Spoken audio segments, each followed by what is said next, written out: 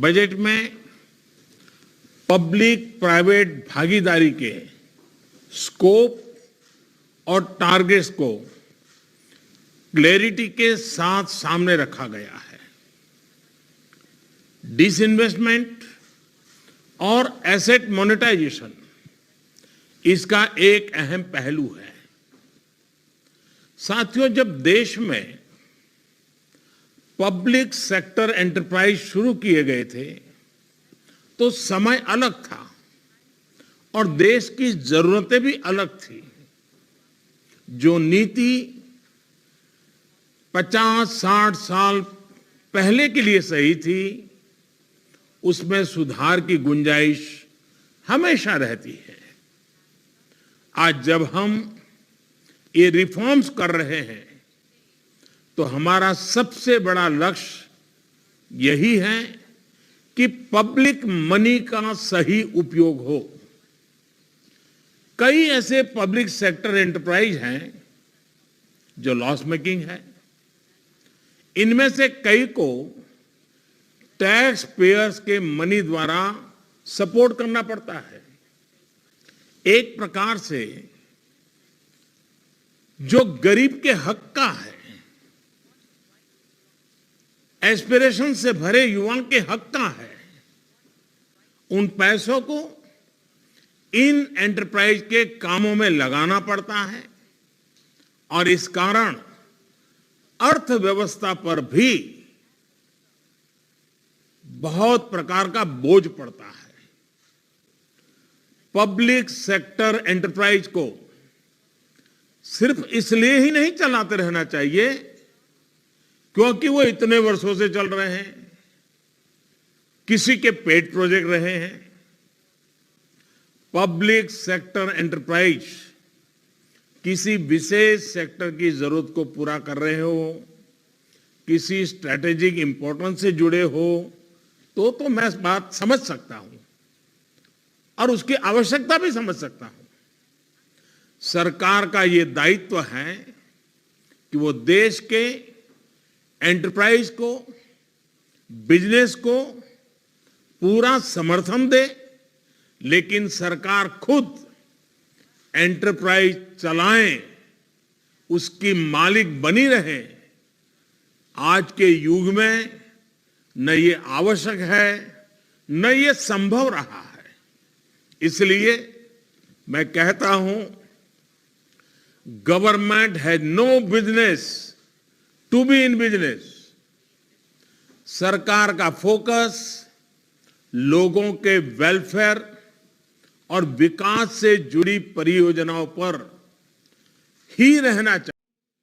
सरकार जब बिजनेस करने लगती है तो बहुत तरीके से नुकसान भी होता है। निर्णय प्रक्रिया में सरकार के सामने कई बंधन होते हैं। सरकार में कॉमर्शियल निर्णय लेने का साहस का अभाव होता है। हर एक को भांति भांति के आरोप और कोर्ट कचहरी का भी डर रहता है और इस कारण एक सोच रहती है कि जो चल रहा है उसे चलने दो, मेरा तो दायित्व बहुत लिमिटेड टाइम का है, मेरे बाद जो आएगा वो देखेगा। इसलिए ये फैसला लेता ही नहीं है, जो ऐसा चलता है चलने देता है। ऐसी सोच के साथ बिजनेस नहीं हो सकता। आप भी भली भांति जानते हैं। इसका एक और पक्ष यह है कि जब सरकार बिजनेस करने लगती है तो उसके रिसोर्सेज का दायरा सिमट जाता है। सरकार के पास बेहतरीन अफसरों की कमी नहीं होती, लेकिन उनकी ट्रेनिंग मूलतः शासन व्यवस्थाओं को चलाना, नीति निर्धारण नियमों का पालन कराना, जन कल्याण के कार्यों पर बल देने के, उनके लिए आवश्यक नीतियों के निर्माण, और इन बातों में उनकी ट्रेनिंग भी हुई होती है और इसमें उनकी महारत भी होती है, क्योंकि जीवन के लंबे अरसे तक लोगों के बीच इस प्रकार के काम करते करते वो आगे आए हैं।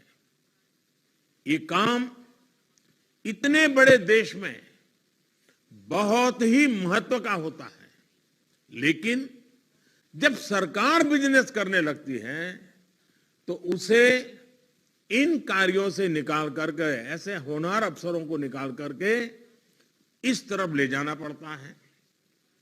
एक प्रकार से हम उसके टैलेंट के साथ अन्याय करते हैं, उस पब्लिक सेक्टर एंटरप्राइज के साथ अन्याय करते हैं।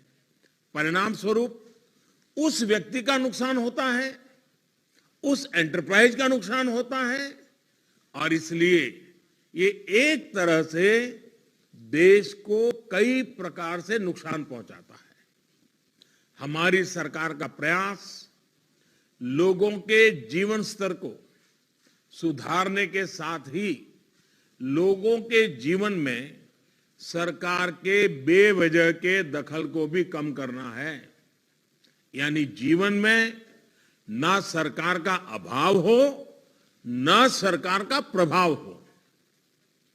साथियों, आज देश में सरकार जिस मंत्र को लेकर आगे बढ़ रही है वो है मॉनेटाइज और मॉडर्नाइज।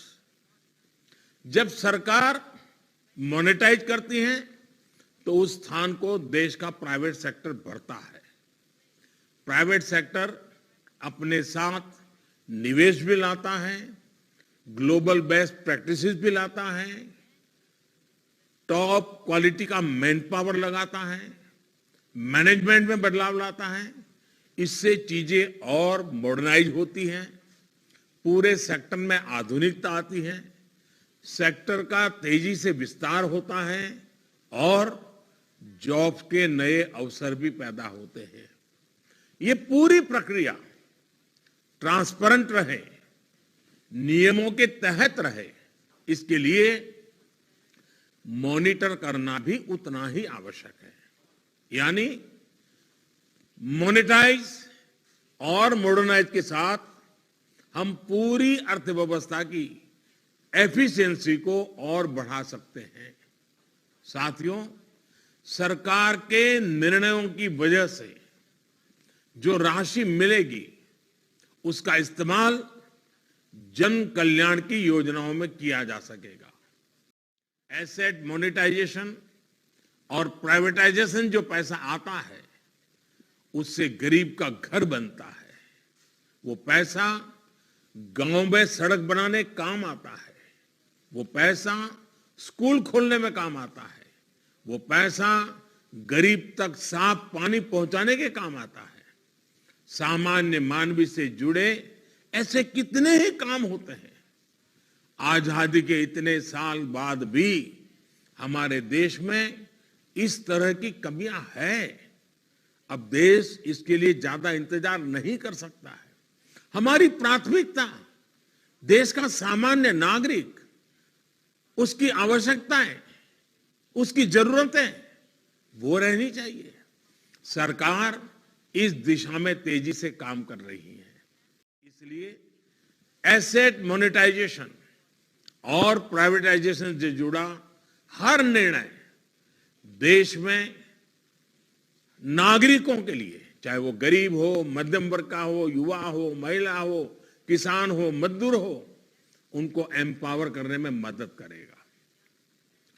प्राइवेटाइजेशन से सामर्थ्यवान युवाओं के लिए बेहतर अवसर भी उपलब्ध होते हैं। नौजवानों को अपना टैलेंट दिखाने के लिए ज्यादा अवसर मिलते हैं।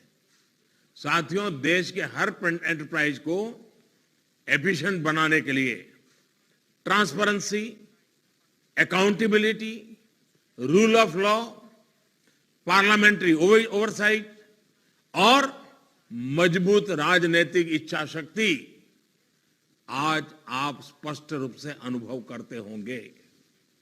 4 स्ट्रेटेजिक सेक्टर के अलावा बाकी सारे पीएसयू के प्राइवेटाइजेशन को लेकर सरकार प्रतिबद्ध है।